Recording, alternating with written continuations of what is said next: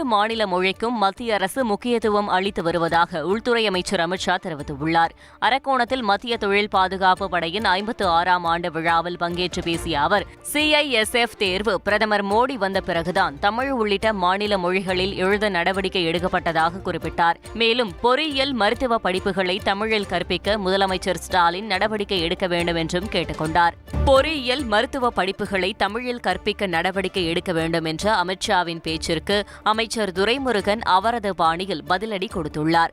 வேலூர் மாவட்டம் காட்பாடி சித்தூரில் நடைபெற்ற கட்சி நிகழ்ச்சியொன்றில் பங்கேற்ற அவர் செய்தியாளர் எழுப்பிய கேள்விக்கு திருக்குறளை மேற்கோள் காட்டி அவரது ஸ்டைலில் பதில் கூறினார். ஒவ்வொரு மாநில மொழிக்கும் முக்கியத்துவம் மத்திய அரசு தந்து வருகிறது.